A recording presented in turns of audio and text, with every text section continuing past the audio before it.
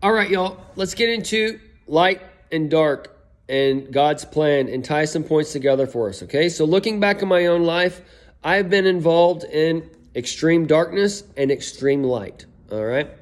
I grew up in a Christian household, in a Baptist home. We went to a Baptist church till 8th grade or so, and after that time, we went to a Baptist-based, non-denominational church, okay? So I've lived in both style of the churches, the old school and the new school, all right? The non-denominational church we went to, we were there from like 800 members up until the time it grew into a mega church. And around the time I graduated high school, 18, 19 years old, that's when it turned into its mega church.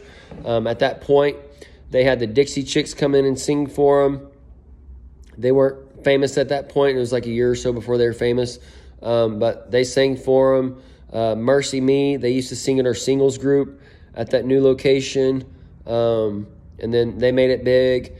Chris Tomlin, he was at our old location, but he helped bring in, we had a badass youth group in high school, and the cities from all around, they would come to our church, and we had 200, 300, 400 kids there every Wednesday night. We had the sand volleyball courts, live band. We're like ahead of our time. We're like the only youth group like that, okay? But it was a huge influence on my life, and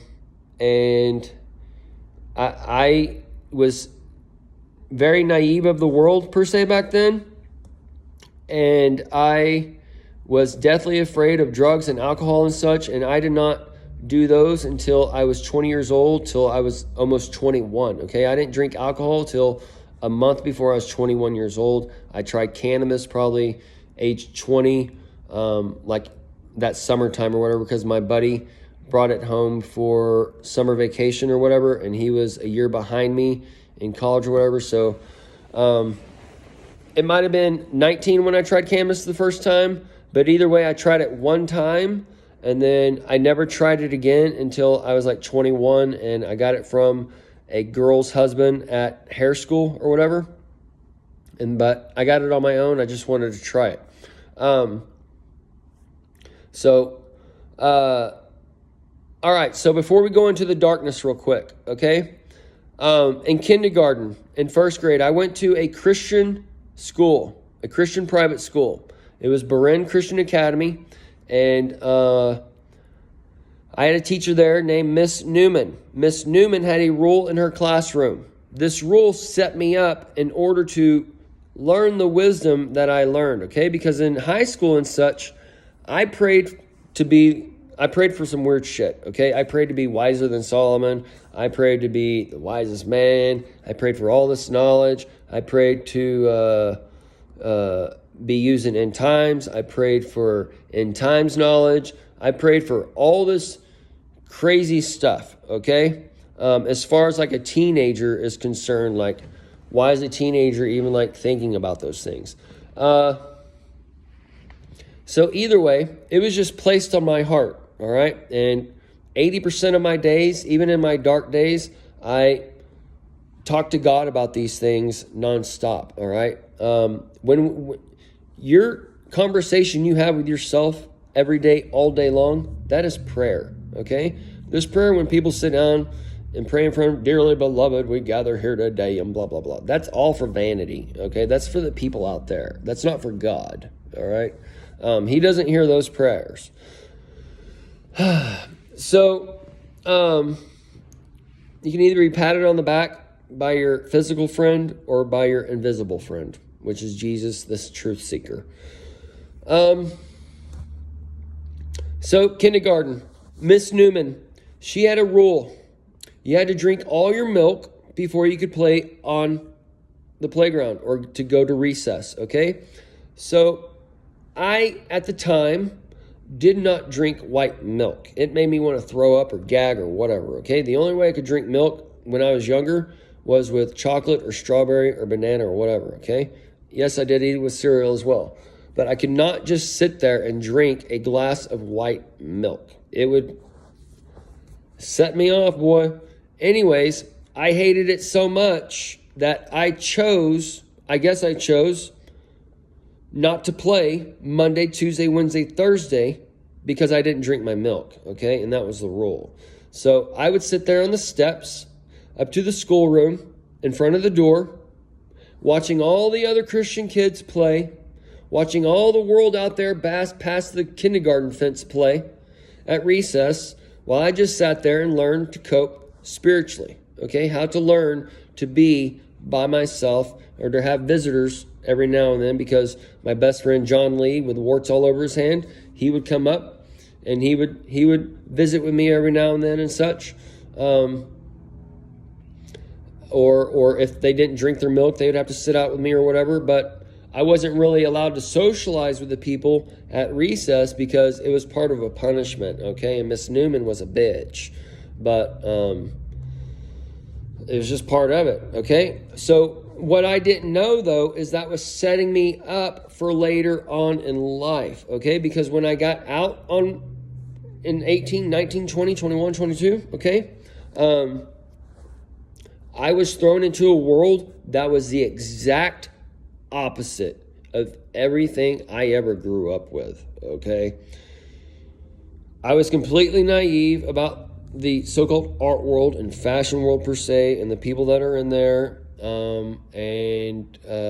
I was naive about nightlife. I was just a kid tossed out into the world, okay? Supposedly equipped when I wasn't equipped for nothing. So I went to art school. I really didn't have friends in art school per se. Yeah, I talked to people there, but they were a little bit, I just kind of felt out of place per se. And then also with the things you're shown in art school, like the nude drawings and stuff, the naked man hanging from the rafters where you got to draw the taint and such. Taint no balls and taint no hole. It's right there in the middle. Anyways, he's hanging from the rafters. Got his legs spread apart, doing gymnastics moves, all kinds of stuff from the rafters. And we are cracking up laughing. And these are just kind of some of the experiences in art school that I'm dealing with that I've never dealt with before, right?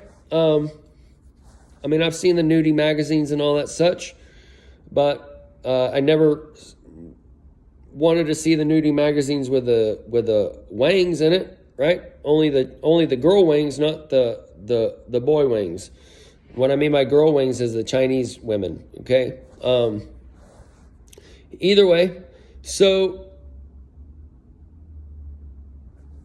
put into art school, shown all kinds of stuff, all right? I befriended all kinds of types of people, okay? I wanted to go into the, after I got my advertising graphic design stuff, I wanted to go and do fashion design or interior design, and that's even more flamboyant and whatever else, right? So either way, when I was in art school, I always watched fashion television, and that runway stuff, that VH1 runway, that was always on my TV or whatever. So that kind of gave me my fashion sense, I guess, for later on when I thought I was a rock star, living the party life, all right? Because I was wearing the cheetah print pants, the orange print pants. I had my hair bright white. Nickname was Q-Tip, or people would call me Billy Idol or whatever else, okay? But they'd be pulling me out of lines to come into the clubs, get me and my group in. It was just that like rock star lifestyle. So those things that happened earlier on in life set me up for the things that I was going to be going into the millennium, right? Because I was going into a new age, but I didn't know I was going into a new age. And I was being shown all this spiritual stuff, in a matter of speaking, going into the dark side, okay? Because basically what happened was I grew up in light up until age 20, all right? And that's when you start getting your so-called darkness per se, when you have the gateway stuff opening. And the gateway is that things for heaven, okay? Because when you start to these things, like these civil things that we say is right or wrong, these are things that give people their self-righteous attitudes, and it's all a bunch of hypocrisy or whatever. Y'all want to demonize people who do meth while you are giving your kids meth Like, it makes zero sense, folks, okay? How do I know it's meth? Because I used to snort those pills, all right? How do I know coffee is meth? Because I used to do meth and I used to do coffee. And I know they treat the body the same exact way. But actually, coffee, we're going to do another video on coffee and water in the body, okay? Not to get on a sidetrack, but the so-called darkness, all right? There's all types of drugs, okay? There's all types of chemicals. There's all types of herbs. And our world wants to tell you which ones are good and which ones are bad, okay? This is where you are becoming that God man. And you don't need Tom, Dick, and Harry in the white lab coat or the police officer or whatever telling you what's good or bad or whatever. Obviously, if you're going to go into the city or whatever, you can't act a fool. So that's where you have to go and live in the wilderness. That's why Jesus didn't live in the cities. He passed through the cities. This is why John, he came from the wilderness eating grasshoppers and honeys, because he wasn't going to be told what to do, okay? He was a wild man. As a wild man who's coming for the publicans and the sinners, the people who are all doing wrong, they think he's the Messiah. Do y'all not get what's being told here? Obviously not. Because you're being told Jesus is some perfect drone, not doing anything that man does. When Jesus is the Christ, he is the body of Christ. We are all bodies of Christ. So Jesus did every single thing that every single man does on this world. And the Jews, the people who worship the Baal system, the law, hated him for it, and they killed him for it. Because they love the right and wrong. It's that simple. It's very simple, folks. It's so simple, there are few that find it, okay? We are going to end this video, and we're going to continue the story of the light and dark, okay?